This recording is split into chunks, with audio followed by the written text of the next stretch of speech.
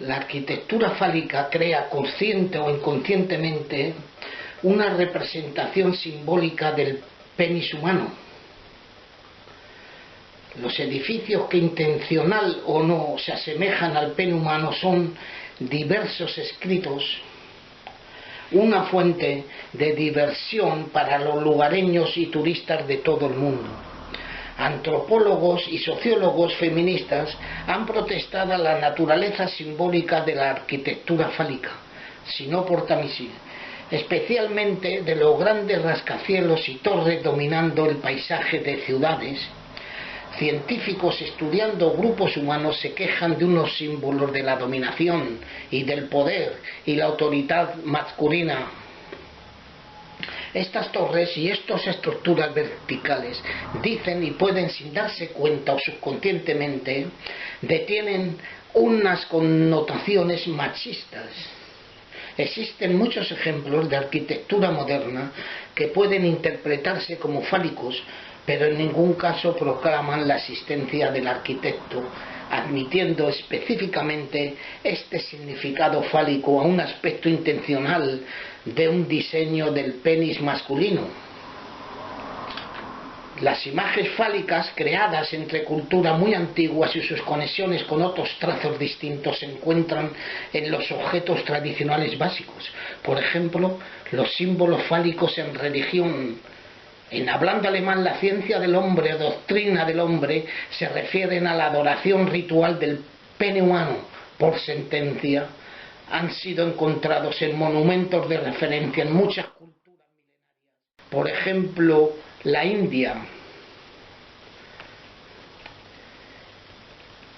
El cementerio Khalid Nabi se encuentra al norte de Irán, al lado del mar Caspio. En el cementerio hay más de 600 menhires dispersos en varios lugares, también grupos de piedras y montículos.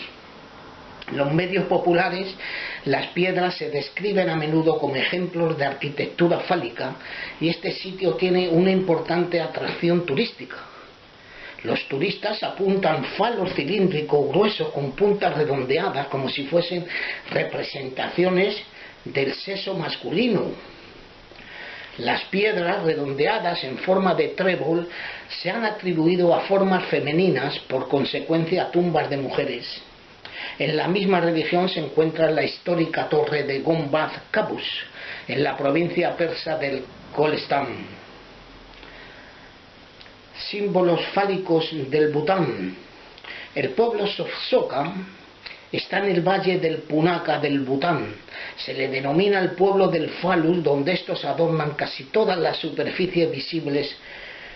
Un comentario dice: es difícil no pensar en ello cuando un mural vivido, a menudo adornado con ojos, te mira desde unos metros de distancia.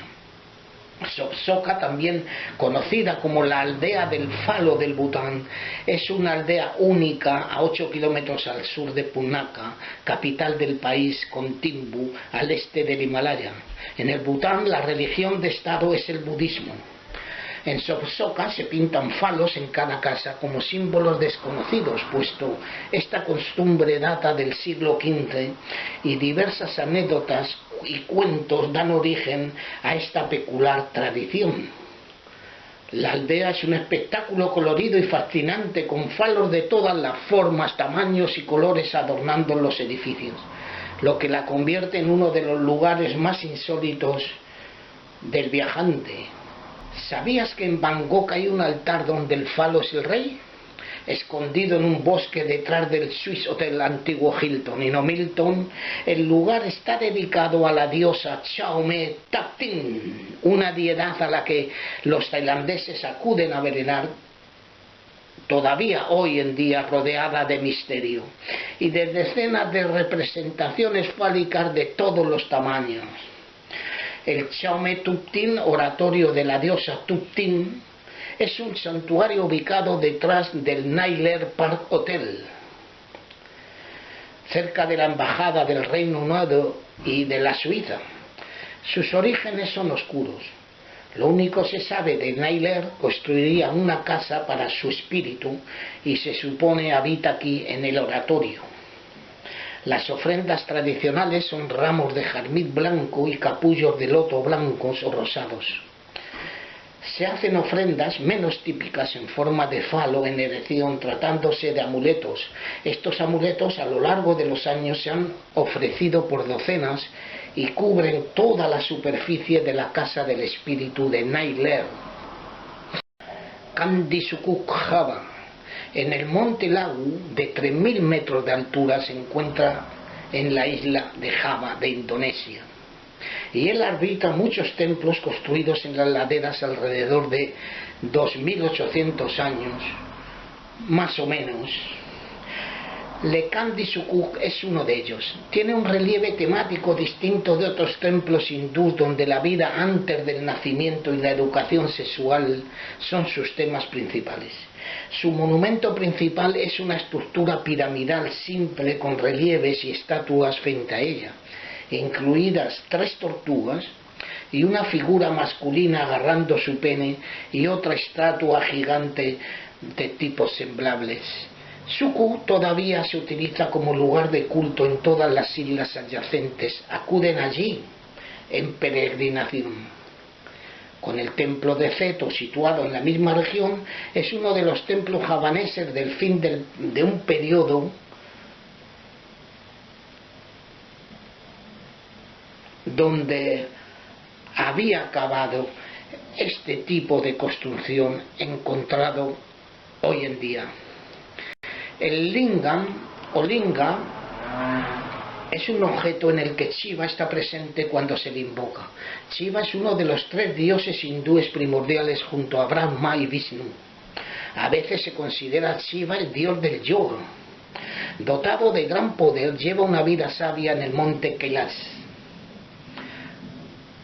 Por su particular forma y ubicación que identifican a Kailash con el monte Meru, es uno de los lugares espirituales más importantes del budismo tibetano, el hinduismo, el jainismo y el bon. Por tanto, para un gran número de personas, y se considera la montaña más sagrada.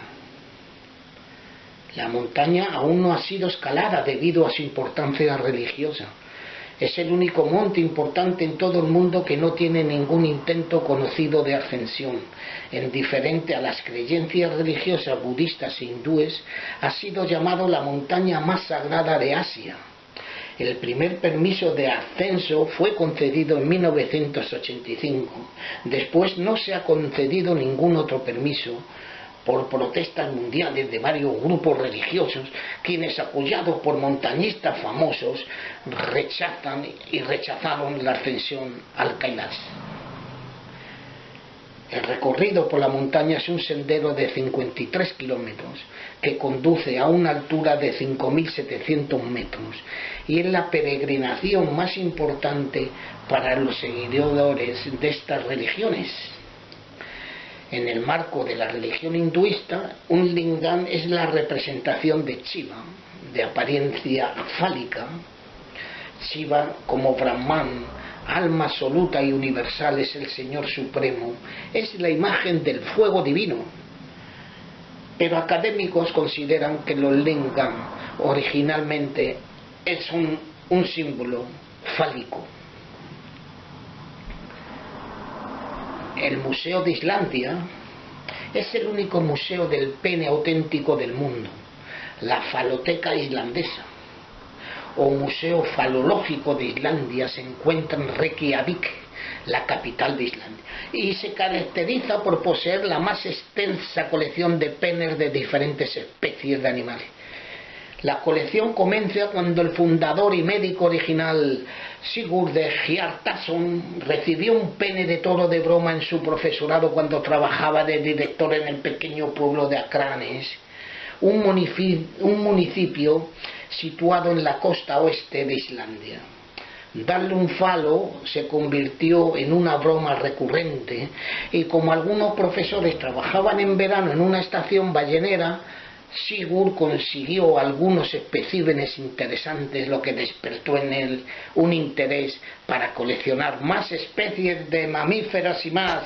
El phallus en el arte y la cultura. Encuentro un web feminista en francés, Instituto Adelphia, dice visible e invisible. Símbolos fálicos y dinámicas de poder. Los símbolos fálicos de fuerza y dominación son omnipresentes en nuestro entorno. A menudo se celebran como maravillas de la ingeniería y testimonios de progreso.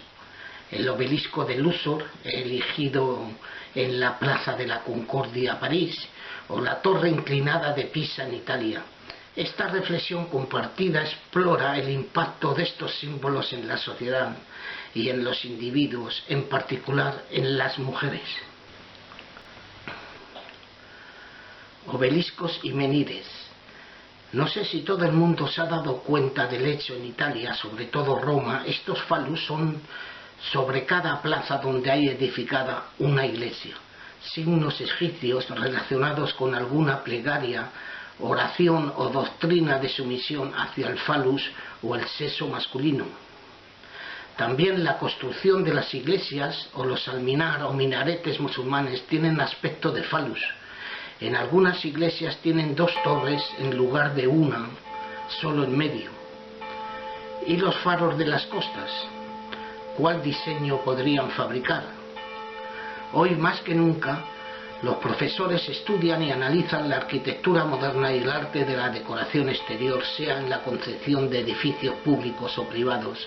Este desarrollo controla la construcción de puentes y carreteras e impresionantes carteles de publicidad.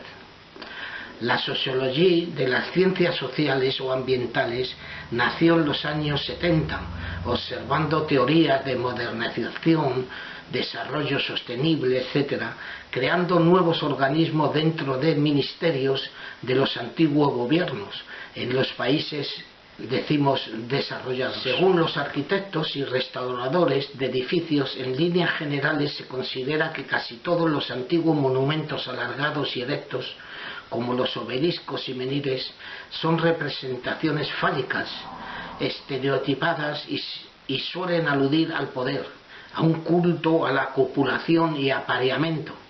No podrían ser construidos al azar para quienes denuncian un machismo mismo, un feminismo en el abuso de poder, una discriminación y un acoso.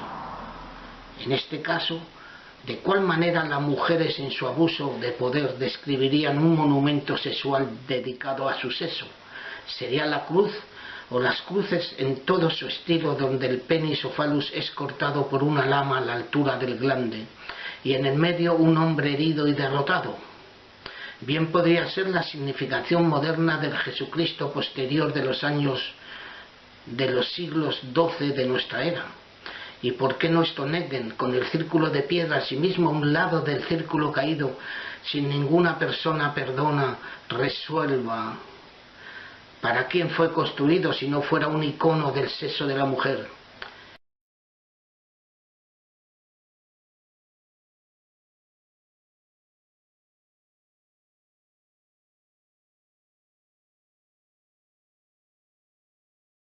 Y tan en la sacia, el castillo de la bruja con un círculo. Ahora paso a la parte número 2 de este vídeo, motivo el cual me ha llevado a realizarlo al observar monumentos a los caídos en las guerras tienen forma de falus. El monumento a los caídos en la Plaza Esquina Alcalá y Arturo Soria fue retirado en 1987 por el alcalde socialista Juan Barranco. Ahora mismo yo estoy interesado por los monumentos, estatuas más o menos religiosas dedicadas a los combatientes en todas las guerras pasadas. No hay mucha información al internet y en libros nada de falus honorando a los militares de las últimas guerras. Osario de Douaumont.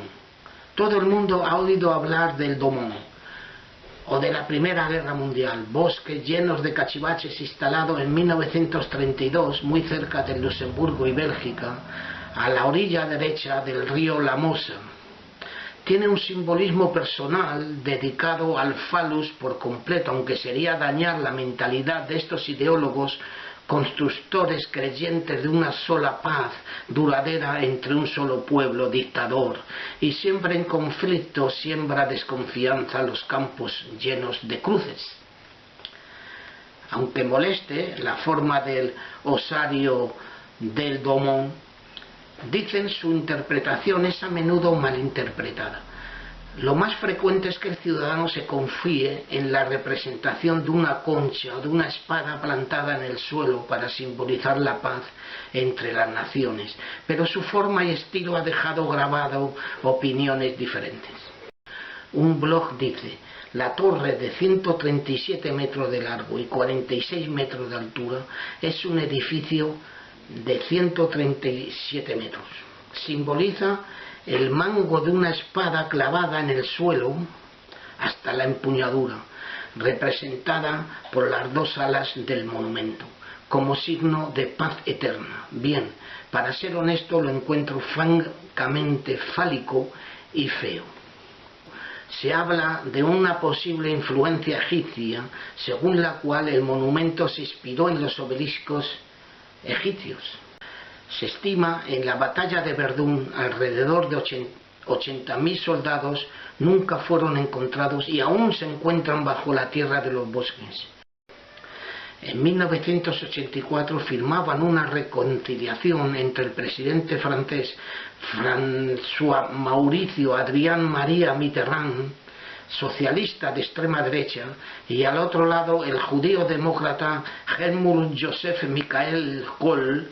Se supone todos los políticos son hebreos, pero no voy a analizar ahora los secretos de la Iglesia Católica. Helmut Kohl había pertenecido a las Juventudes Hitlerianas. Aquí los dos en la foto, 40 años después del desembarco de Normandía, y después en 2016, para celebrar el centenario de la Primera Guerra, Hollande y Merkel posaban e incluso escribían sus nombres en los muros dentro del osario. Es que no es solamente el osario, sino casi todos los monumentos, sobre todo en la Mosa, de la Primera o Segunda Guerra Mundial tienen forma de falus. El monumento en el centro de Verdún, construido después de la Primera Guerra Mundial en 1925, elevado por Para Arioviste o un guerrero merovingio, líderes germanos adversarios de los Césares Augustos. Thierville-sur-Meuse. En cuanto a la guerra, sea Primera o Segunda Guerra Mundial, anteriores o posteriores, el falus tiene una significación del soldado en masculino.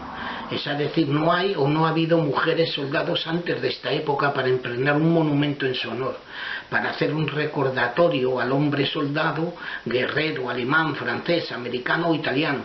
En el caso del monumento a los judíos, ahora no caigo porque no porta un menhir o algo similar a un falus o espada, sino solamente un bloque de piedra. Camaradas israelíes que han luchado para la Francia y para la República.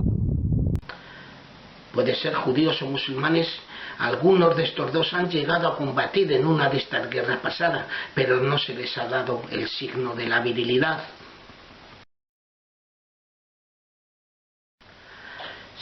Son en el bloque del este también todas estas estatuas.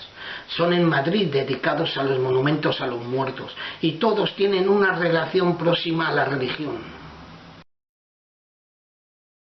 Entender, hablar del penis o del sexo masculino puede traer consecuencias. Por ejemplo, la definición y la utilización del culto a estos símbolos fálicos es completamente desconocido. Después de la recogida de enfermedades mentales dadas en desórdenes sociales y medicales, capítulo 300.2 dedicado al sexo y al abuso de la sexualidad, pedofilia, zoofilia, drogas, etc., el símbolo fálico remite a los conceptos de virilidad y ha estado presente en la cultura militar y religiosa desde la antigüedad. Es normal encontrarlo al azar sin darse cuenta o expresamente hecho este emblema en monumentos de las últimas guerras europeas desde 1850. Dicen, han recogido frase en los libros de William sobre los falus, pero a no haber nada más a una tragedia de Ofelia convertida ella la forma de un penis de Hamlet, me voy a callar para no caer en errores, porque más bien es el William Shakespeare quien parece un falus con su calborota. La increíble historia del falus de Napoleón Bonaparte. En una pequeña caja de cuero deteriorado y reseco por el tiempo, un pene humano es guardado bajo llave por la hija de un urólogo estadounidense. El fragmento humano de 3,8 centímetros de longitud y se le considera una cara y extraña reliquia. La amputación del pene fue realizada por el médico François Carlo Antomarchi. 5 años después, en 1977, el objeto fue vendido nuevamente en subasta y esta vez por $3.000 por el urólogo estadounidense John Kingsley Latimer. Soares recuerda que el órgano genital no fue la única pieza del cuerpo de Napoleón Bonaparte que fue extraída durante la autopsia. En la memoria del criado Denis, por ejemplo, afirma que aprovechó un momento de la distracción de los médicos para extraer él mismo algunos trozos de la costilla del difunto. Falán es hablán en lengua portuguesa.